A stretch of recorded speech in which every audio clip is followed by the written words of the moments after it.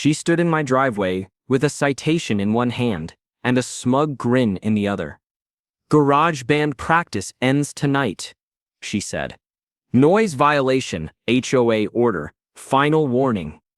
But what she didn't know, my dad left me more than a guitar. He left me the signed arts permit that made this garage louder than her rules. My name's Marcus Quinn. I'm 34, a sound engineer by day and a guitarist by blood. This house, it's where I grew up. My dad turned this garage into a music haven back in the 80s, complete with old amps, faded posters, and a hardwood floor worn smooth from foot pedals and drum kits. It's where I first heard myself in stereo, where music didn't just echo, it belonged. When he passed, I didn't inherit much, but I got this house, his Stratocaster, and a paper he framed above the garage door. A city-approved arts permit, allowing music sessions for community enrichment. It was signed back when neighborhoods believed in each other. For years, that garage was quiet. Life got busy, but after losing him, I picked up the guitar again, and that old sound brought something back. My friends and I started playing on weekends. Nothing crazy, just music, laughter, and the occasional bad harmony. Then the HOA noticed. They called it unauthorized activity. Said we were disturbing the neighborhood. Funny thing, my neighbors loved it. Kids danced in driveways. Old-timers tapped their feet from porch swings. But one woman on the board, she made it her mission to shut it down. And that's when this became more than about sound. It became about voice. Mine, my dad's, and everyone who just wanted to feel something real in a neighborhood run by silence. Where are you watching from? And have you ever had something small, something joyful, nearly taken from you just because it didn't fit someone else's rules? Stick with me, because what started as a jam session turned into the fight that made our whole block louder than ever. I didn't set out to make noise. At first, it was just me, sitting on the edge of an old milk crate in the garage, tuning the same guitar strings my dad had plucked clean through his 20s. His Strat was sun-faded and scarred from years of gigs and garage jams, but it still sang the way it always had, bright, raw, and just a little bit defiant. The garage hadn't changed much since I was a kid. Posters of Led Zeppelin and Prince curled at the corners above the pegboard wall. The old amp still had his label maker tag, Prushtremp of Marcus Singer, hands off, Marcus Jr. That never stopped me, of course.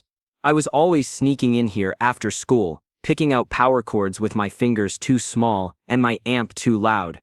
I thought the neighbors would hate me back then, but they didn't. Back then, this neighborhood had rhythm. Every Saturday morning, Mrs. Dean next door would be out clipping her roses with her transistor radio playing Motown. Across the street, old man Curtis would wheel out his portable TV and catch Cubs games in the driveway, barking at the umpire loud enough for everyone to hear. It wasn't quiet, but it was real, familiar, alive. And I thought, why not bring a little of that back? After Dad passed, I moved in to take care of the place.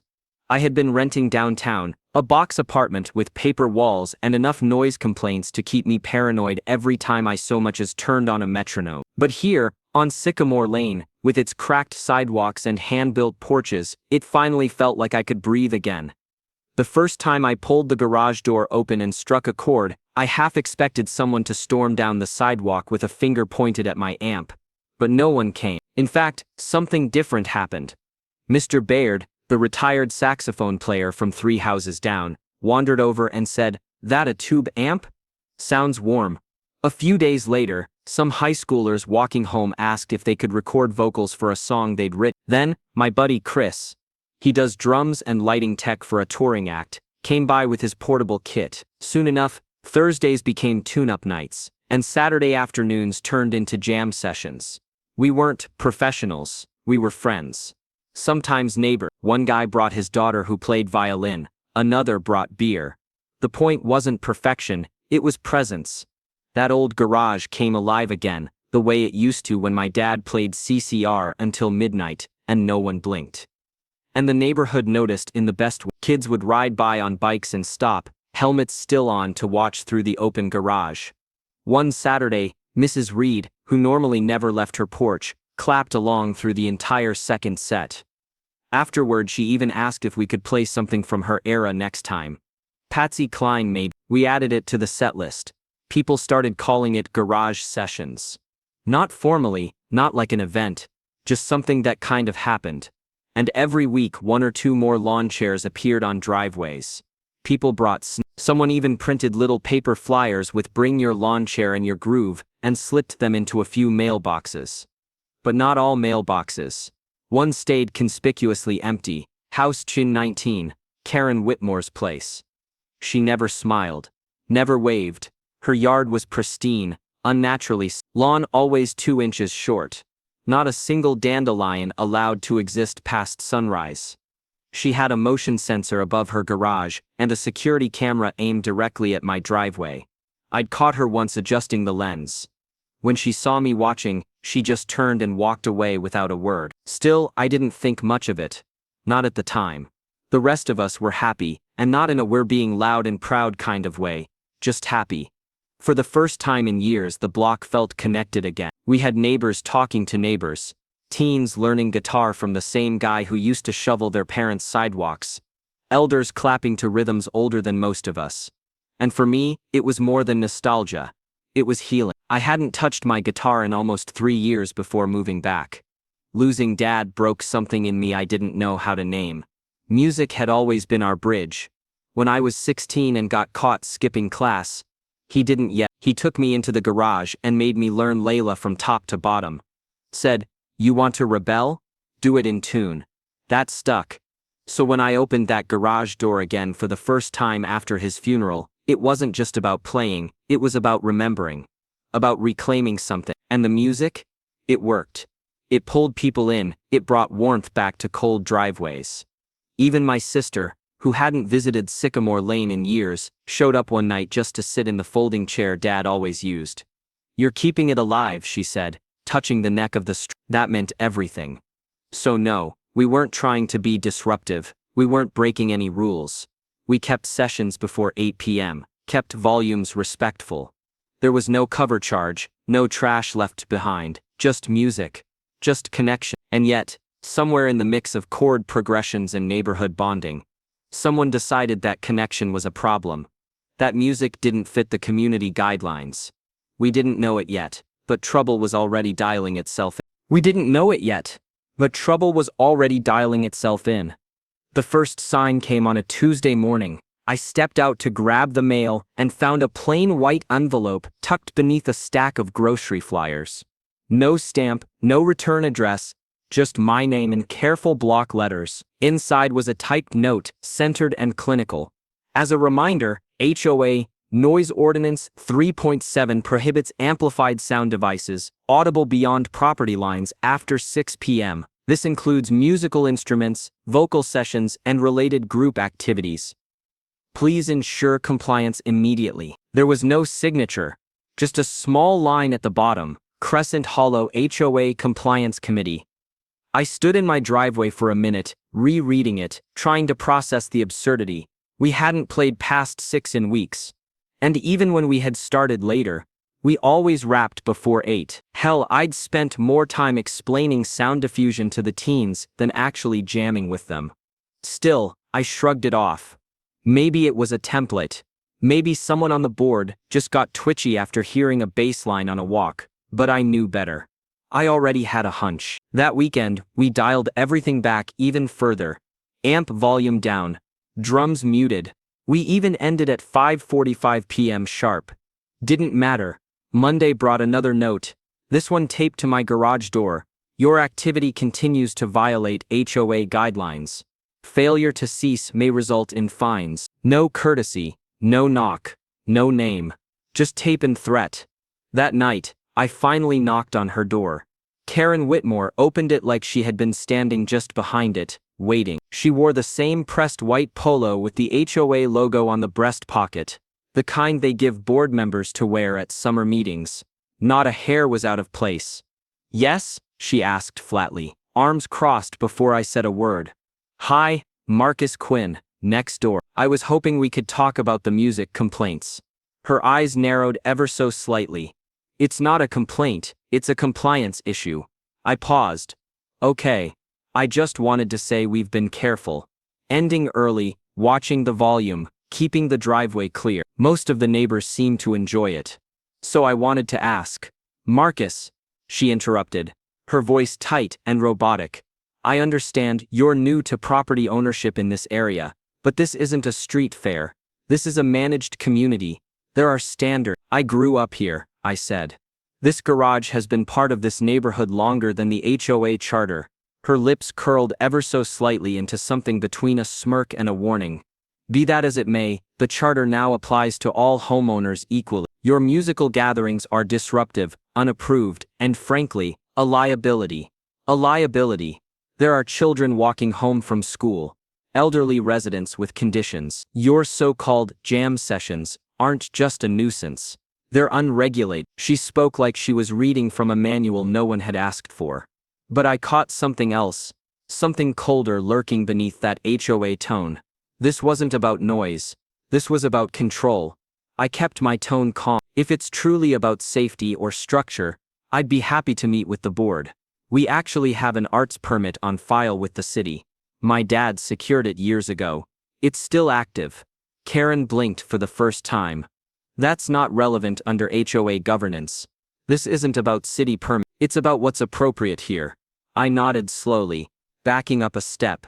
Right. Got it. I didn't yell, didn't argue, just turned and walked home, her eyes burning into the back of my neck. That Friday we skipped practice altogether, just in case. Didn't matter. Saturday morning I found a new envelope.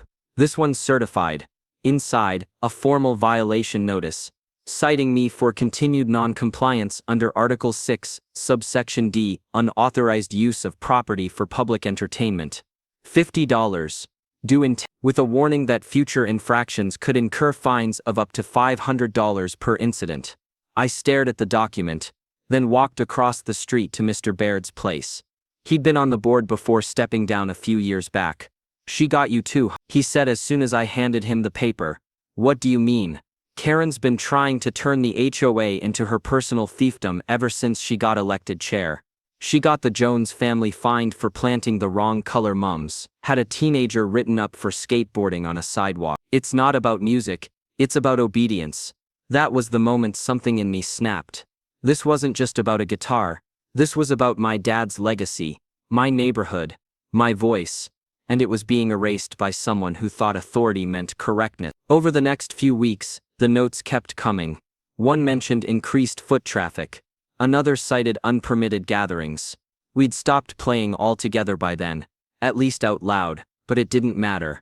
The target was Karen had found her crusade, and it wore 6 strings and a Stratocaster. Neighbors who once stopped to wave now looked uneasy. Some whispered about rules changing, or not wanting to get involved. Others stayed quiet altogether, but a few started knocking on my door, quietly in support. You're not doing anything wrong, one said. This place needs more music, not less. Another brought cookies and added, my husband has Parkinson's. The rhythm helps him sleep. Those quiet moments of solidarity mattered. Because deep down, I already knew. Karen wasn't done, but neither was I. The silence became louder than the music ever was. At first, I thought skipping a few jam sessions might buy some peace. Let Karen cool down. Let the HOA forget its paperwork frenzy.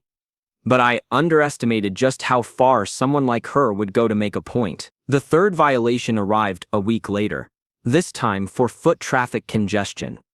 It listed numerous vehicles, non-resident presence, and community disruption. Attached was a blurry photo of my driveway. 3 cars. All parked legally, all belonging to people who lived on this street. The fine, $150. I appealed it, of course. Wrote a calm, clear letter.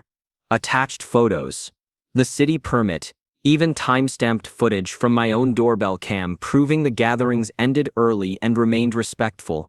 No response. Instead, I received a certified envelope marked Final Notice. Inside, continued violation will result in lien placement procedures. A lien.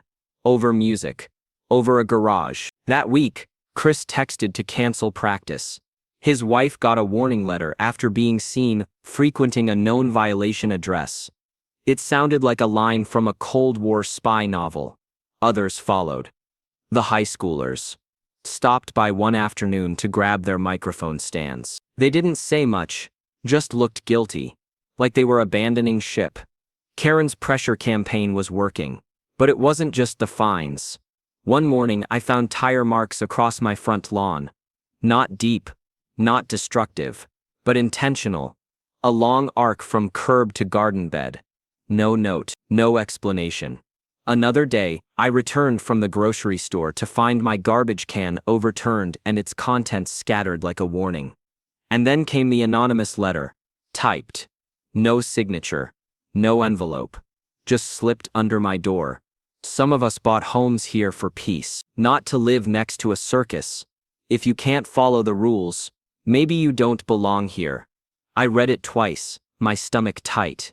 I knew it wasn't everyone. But it didn't matter. The message was clear. Stay in line, or get pushed out. Worse than the fines and threats were the silences. Neighbors who once smiled now averted their eyes. Conversations dried up mid-sentence when I approached. It wasn't anger, it was fear. No one wanted to be seen as siding with the guy Karen had in her crosshairs. I thought about letting it go. Selling. Moving. But then two things happened. First, I found Dad's old folder buried in a metal file cabinet in the garage. Inside was every piece of paperwork he'd ever collected about the house. The original deed, the city sound permit, correspondence with the neighborhood council from the early 90s, and something else. A letter. It was from the city's Office of Cultural Affairs, dated 1995. Congratulating my dad for being selected as one of the pilot properties for Community Arts in Residence, a small program that allowed neighborhood artists to host sessions from their homes with city backing. His house, our garage, had been one of only 10 in the city to receive the designation. It wasn't just a permit, it was a legacy. Second thing, Mrs. Dean came over. She hadn't said much since the fines started, but that day, she knocked, holding a plate of lemon bars like she used to back when I was a kid. I heard what they're doing, she said quietly. It's wrong. I nodded, trying to smile.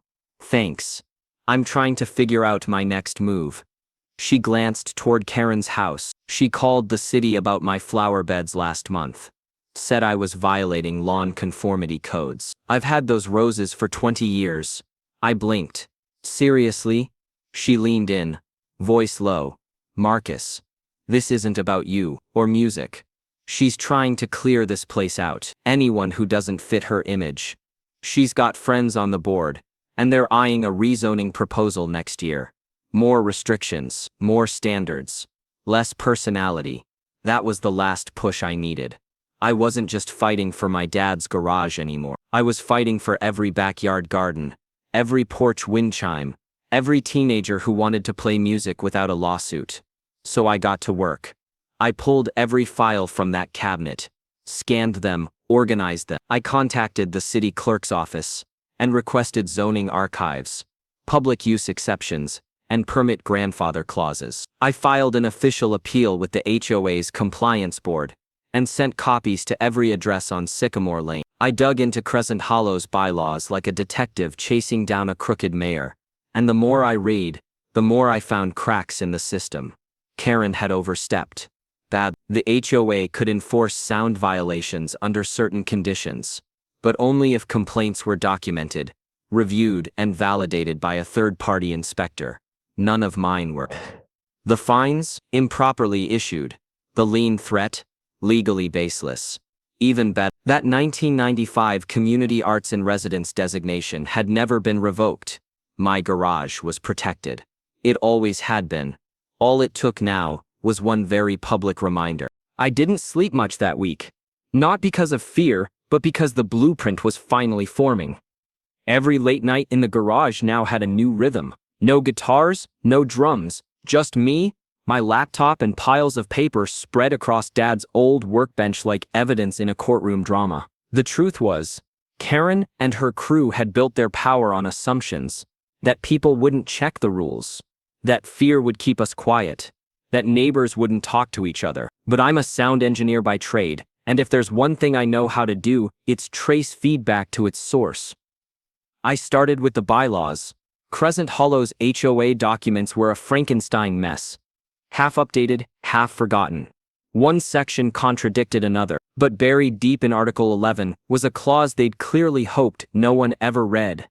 All city ordinances, permits and grandfathered use designations legally acquired prior to the HOA's formation in 1998 shall be honored unless specifically revoked in writing by a relevant municipal authority. Dad's permit was issued in his arts and residence designation was never revoked. Karen didn't just get the rules wrong, she ignored them. Then I dug into the HOA board roster. Publicly listed, 5 members. Karen as president. 2 who had never been seen at a neighborhood gathering. 1 silent vote. 1 wild card, Tom Nguyen, treasurer. Tom, quiet guy. Newer homeowner. Lived on the corner lot. Always looked uncomfortable when walking past Karen's yard. I paid him a visit. He opened the door like he expected a fight. But when I showed him the folder, Dad's permit, the city letters, the bylaws, his shoulders dropped like he'd been holding a weight he hadn't signed up for. She doesn't show us any of this, he muttered. We just vote on whatever she puts in front of us. So speak up now, I said, or you're complicit. He didn't answer.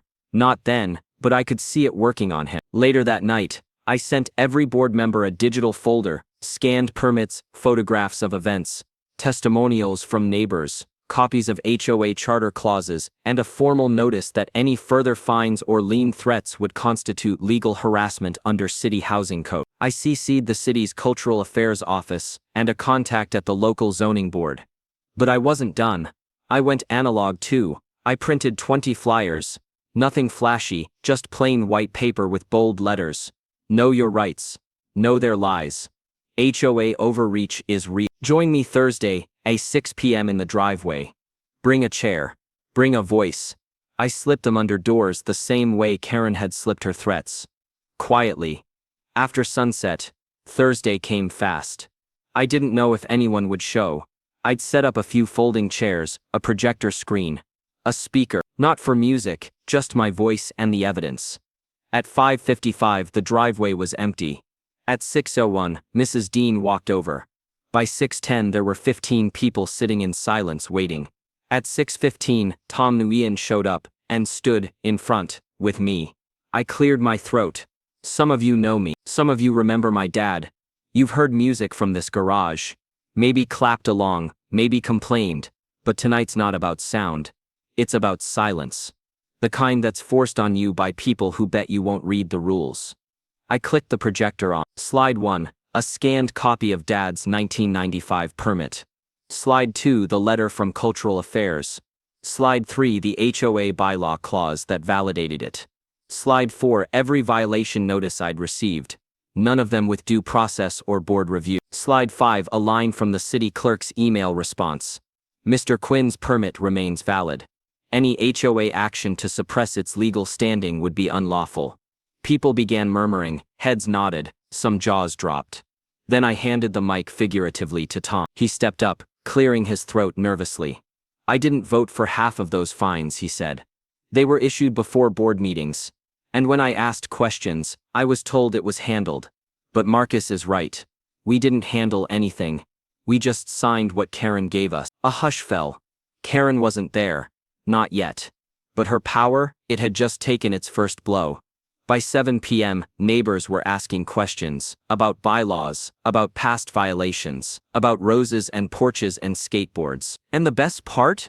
The music never played once, but the truth rang loud enough. After everyone left, Tom stayed behind. You're not the only one, he said quietly. I think a few of us are ready for change. That night, I drafted a formal petition. A vote of no confidence in the HOA board. A motion to audit all fines issued in the last 18. A proposal to revise community engagement procedures. Publicly. I attached the city documentation, added a statement of neighbor support, and dropped a copy into the HOA's official Dropbox. 2 days later, I received a letter, not from Karen, but from the HOA's legal liaison. They wanted to schedule a formal review. And now I was ready. They scheduled the hearing for a Tuesday evening. Location: HOA Community Hall, the beige box of a building tucked behind the tennis courts. Normally used for holiday potlucks and those soul-crushing budget meetings that make you question home ownership. But that night, it looked different. Rows of metal chairs filled fast. Some folks brought their own. I saw Mrs. Dean, Mr. Baird. Even the high schoolers I thought I'd lost to fear, they sat in the back, arms crossed, eyes forward. Karen entered late. She wore her usual white HOA polo, clipboard in hand, flanked by two stone-faced board members. Her smile was strained. Not smug this time. Controlled. Like a mask that had to be taped in place. I stood near the front with Tom, who, bless him, wore a windbreaker 2 sizes too big and looked like he hadn't slept in a week. But he was there. We opened with the fact. Tom read the motion. This hearing addresses procedural misconduct, unauthorized citations, and suppression of protected community expression under city cultural ordinances. He didn't stutter. I followed with a brief history, my dad's permit, the original arts designation, the city's written acknowledgement that the HOA had no standing to override it. I held up the envelope Karen had taped to my garage, read the threats out loud, showed the audience the line where she claimed the neighborhood had no tolerance for personal indulgences disguised as art. Then came the city rep. Yes. Someone showed up. Ms. Lillian Carr. City Office of Cultural Affairs. Clean blazer, silver pin, calm voice with the kind of professional detachment that says this is not going to end well for you. She stepped up and stated clearly, Mr. Quinn's permit is valid. The garage was designated as a community arts site prior to Crescent Hollow's HOA charter. Any attempt to suppress or penalize his use of that space for non-commercial community music sessions is unlawful. The room went silent. Karen leaned forward. This is a neighborhood safety issue. We have multiple complaints, unapproved gatherings, sidewalk blockages, property damage. Ms. Kerr interrupted without blinking. Do you have documentation of these incidents? Police reports, board-reviewed citations? Karen opened her mouth, closed it, flipped her clipboard. We acted in good faith, under standard procedures. That's when I brought out the email logs. I'd requested the HOA's citation records under the Community Transparency Clause. They showed that Karen had issued multiple fines before any board vote. Fines she signed herself. Fines not legally processed or logged in board minutes. Tom confirmed it. This board didn't approve most of these, he said into the mic. And I was told not to question it. That was the crack. Then came the collapse. Mrs. Dean stood. She threatened to fine me over my roses. Mr. Baird followed.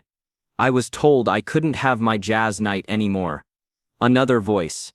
She made my daughter cry for chalk drawings on the sidewalk. The room turned, not loud, not angry, just decisive, like something collective had snapped. And we all realized how long we'd been quiet for fear of paperwork. Karen sat still, frozen, her clipboard slid a few inches down the table. Her knuckles whitened around the edge. I didn't need to say anything more. But I did. This garage, this house, it wasn't just my father's. It's part of this neighborhood's rhythm. You don't get to mute people just because you're uncomfortable with joy. There was no applause, just stillness. Then Tom called the vote. Motion 1, censure of Karen Whitmore for misconduct. Motion 2, temporary suspension of all fines issued under her direct authority pending review. Motion 3, community re-engagement initiative led by volunteer residents, not board only. The votes weren't even close. Karen didn't speak again that night. She stood, picked up her clipboard, and walked out through the side door without a word. The next morning I opened the garage door like I always had. Slow, steady, letting the light spill in across the worn concrete and half-coiled cables. The Strat hung on its hook, waiting. But that day it didn't feel like defiance. It felt like coming home. The board sent out an official notice, a week later. Karen had stepped down pending internal review. No one used the word removed, but everyone understood what it meant. The fines, voided. The threats, retracted. The lien, erased from record. Tom, reluctant hero in a borrowed windbreaker, was elected interim chair. I helped him draft the first community-wide message the board had sent in years. No legalese, no threats. Just an invitation, let's start again, together. No agendas, no egos. Just neighbor. He brought donuts to the first open meeting. That alone earned him a standing ovation. But what mattered most wasn't the paperwork. It was the shift you could feel on the street. Neighbors started waving again. Kids rode their bikes in tighter circles, laughing louder than they had in months. Mrs. Dean planted a new rosebush with a little handwritten sign stuck in the soil. Not approved, not sorry. Curtis brought his little radio out again. This time playing classic blues instead of yelling at the umpire. Even Miss Reed, who hadn't spoken to anyone in months, started leaving iced tea on her front porch, just in case someone walked by who needed it. People began talking about repainting the community mural on the east wall near the park. Something Karen had squashed years ago for being too bold. Now, the bold was coming back. We didn't need permission, we needed each other. As for the garage, well, we opened it up again. No fanfare. No posters, no flyers. Just sound. Real. Imperfect, human sound. Chris returned with his snare. The teens brought lyrics they'd been scribbling in notebooks since spring. Even Mr. Baird brought out his sax and played Autumn Leaves under a sky that finally felt like ours again. People showed up, lawn chairs, lemon bars, folded napkins in shirt pockets. One neighbor brought their toddler, who danced with the same reckless joy I used to have when I thought the world was only as big as our block. That was the moment it hit me. What this whole thing had really been about. It wasn't about noise. It wasn't about bylaws or property line. It was about belonging. Karen had tried to control the sound because she couldn't control the soul of this place. She thought power came from paper and rules. But legacy? That comes from rhythm. From stories passed down in court. From neighbors who remember each other's dogs' names and borrow sugar without knocking. It comes from showing up, week after week. Even when you're told not to. That garage, that little square of concrete and posters, and weather-warped trim, wasn't just where we played, it was where we remembered how to be a community. And I realized something else. Sometimes the fight isn't about making noise. Sometimes it's about refusing to go quiet. It's about standing in your driveway, guitar in hand, knowing you've got history behind you, and neighbors beside you. And that no HOA clause can compete with that. We still get the occasional glare, a half-hearted complaint, a sour glance through a living room window.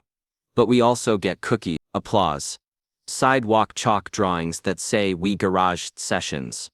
And on good nights, the music drifts past the lawns, past the trimmed hedges, all the way down to the corner where the city street begins, where the rules of Crescent Hollow stop and real life starts. So if you're watching this from a neighborhood where someone like Karen runs the show, just remember this.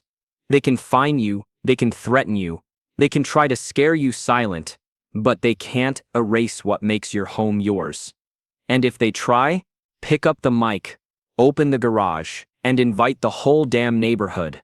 They tried to shut down my sound. What they really killed was their control. If this reminded you of your neighborhood, drop a comment and tell me what's the one thing you'd never let the HOA take from you. And if you've ever been silenced, fined, or threatened for simply living, then hit that subscribe button because here, we don't go quiet, we get louder together.